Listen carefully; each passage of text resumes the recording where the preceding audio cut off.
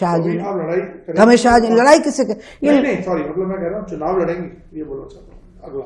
हाँ, अभी तो मेरी वो उम्र ही नहीं आई है जब मोदी जी चुनाव पहले लड़े थे। मैं 65 तो अगले साल में होंगी। ओके, हाँ, तो आप मतलब अगले चुनाव के लिए बिल्कुल तैयार हैं? मतलब मैं जब मुझे लगेगा कि मैं तैयार हूँ। अभी तो मैं मेरे को अड़चन आ जाएगी।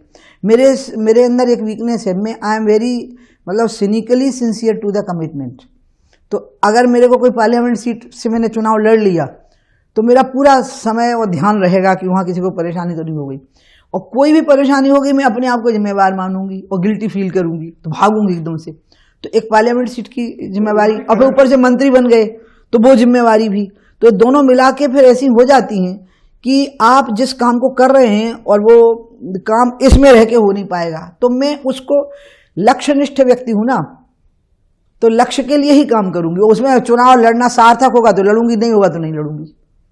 तो मतलब पावर आपका ऑब्जेक्टिव नहीं है, कंट्रीब्यूशन आपका ऑब्जेक्टिव है? No, I am very powerful in my self, इसलिए मुझे पावर किसी ऑब्जेक्ट के द्वारा हासिल नहीं करनी है। I am a powerful object my self. आप समझ गए ना?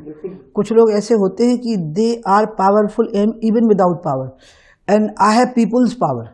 मैं ये नहीं कहूँगी कि वो अपन 30 मार खां हैं, नहीं, इस पीपुल्स पावर, लोगों ने मुझे शक्ति प्रदान की हुई है और उस शक्ति से मुझे बहुत लाभ होता है। जैसे शराब की आंदोलन चला तो लोगों ने मुझे कहा कोई एनजीओ से जुड़ जाए। मैंने कहा नहीं, फिर एनजीओ वालों को लगेगा कभी मान लो मैं कुछ दिनों के गंगा जी चली गई, हिमालय चली गई तो मैंने छोड़ दिया क्या?